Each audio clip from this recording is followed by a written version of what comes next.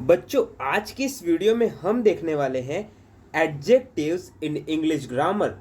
लोगों को एडजेक्टिव्स के बारे में पता नहीं होता कि कैसे इसे सेंटेंस में पहचाना जाता है या फिर एडजेक्टिव्स को कैसे वर्ड्स के थ्रू पहचाना जाता है कि क्या ये एडजेक्टिव है या फिर एडवर्ब है। तो आज की इस वीडियो में हम एडजेक्टिव के बारे में पूरी अच्छी तरह से जानकारी हासिल करेंगे। तो चलिए शुरू करते हैं। एडजेक्टिव, जिसका मतलब होता है विशेषण। क्या होता है? विशेषण, संज्ञा या सर्वनाम की विशेषता। अगर किसी सेंटेंस में संज्ञा या फिर सर्वनाम के बारे में कुछ विशेषता बताई जा रही है, मतलब एक्स्ट्रा जानकारी दी जा रही हो किसी वर्ड्स या किसी सेंटेंस द्वारा, तो वो हमारा एडजेक्टिव होता है। चलिए इसकी पहले डेफिनेशन देख लेते हैं।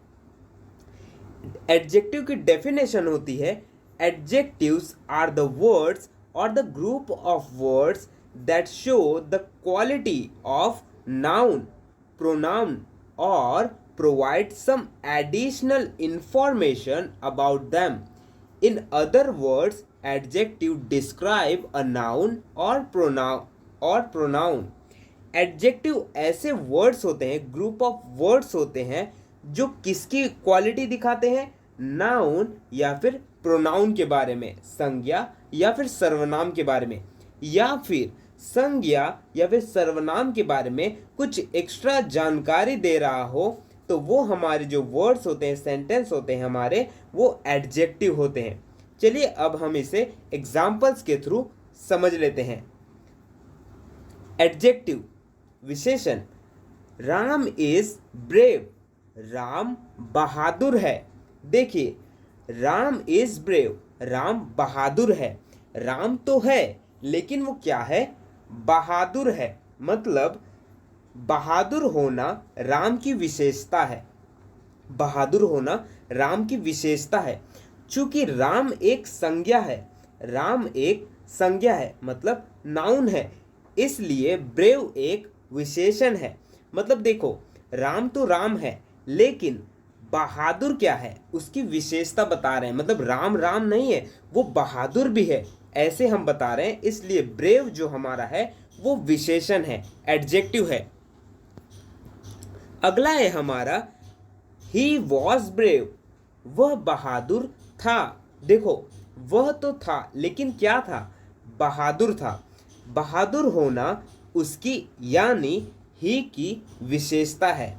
चूंकि वह यानी ही एक सर्वनाम है, इसलिए ब्रेव एक विशेषता है। यहाँ पर जो ही है वो प्रोनाउन है, सर्वनाम है, इसलिए यहाँ पर वो तो था, लेकिन वो क्या था? बहादुर था। इसलिए एक एडिशनल जानकारी इस वर्ड्स ने हमें दिया। तो आई होप आपको एडजेक्टिव समझ में आ रहे होंगे। अगला देखते हैं, I have some much water. I have some water या फिर आई हैव मच वाटर, जिसका मतलब है मेरे पास थोड़ा या फिर बहुत पानी है। जैसे देखो, मेरे पास पानी है, लेकिन यहाँ पर थोड़ा भी है और बहुत भी है।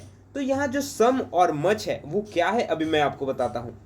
पानी एक संज्ञा है, पानी एक संज्ञा है, इसके साथ थोड़ा या ज़्यादा लगाने से पानी की मात्रा के बारे में पता चल रहा है। यानी यह शब्द पानी के बारे में कुछ अतिरिक्त सूचना दे रहा है। इसलिए सम और मच एक विशेषण है। देखो, आई हैव वाटर, मेरे पास पानी है, लेकिन सम या फिर मच, थोड़ा या ज़्यादा बताने से पानी की मात्रा के बारे में पता चल रहा है। मतलब पानी के एक्स्ट्रा जानकारी पता चल रही है। इसलिए यहाँ पर सम और मच एक एडजेक्टिव है, विशेषण है। Aman is my brother who plays with you. Aman is my brother who plays with you. Aman मेरा भाई है जो तुम्हारे साथ खेलता है। यहाँ पर देखो, इस वाक्य में जैसे ही कहा गया कि जो तुम्हारे साथ खेलता है, इससे अमन के बारे में कुछ अतिरिक्त बात पता लग रही है कि वो तुम्हारे साथ खेलता है। इसलिए जो तुम्हारे साथ खेलता है, यह एक विशेषण है। देखो, अमन इज माई ब्रदर, अमन मेरा भाई है जो तुम्हारे साथ खेलता है। मतलब अमन खेलता है। अमन के बारे में हमें यहाँ पर एक्स्ट्रा जानकारी क्या पता चल रही है? Who plays with you, additional information है हु प्लेज विथ यू, जो तुम्हारे साथ खेलता है। तो यह एक एडजेक्टिव है। अगला है हमारा he is Ram who is older than me.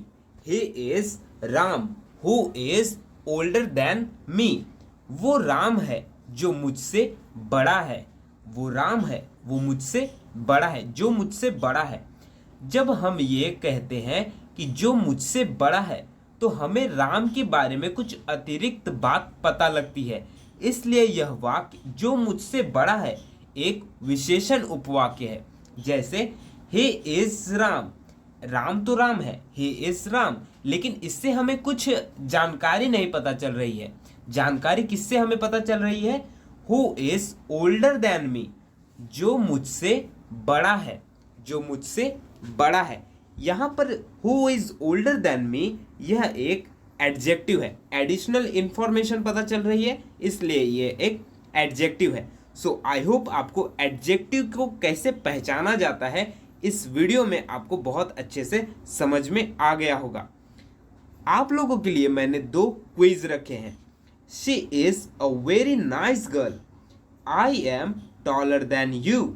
इन दोनों में कौन एडजेक्टिव वर्ड है वो आपको कमेंट बॉक्स में बताना है, ताकि मुझे भी पता चल सके कि आज की इस वीडियो के जरिए आपको एडजेक्टिव कैसे पहचाने जाते हैं पता चल गया होगा।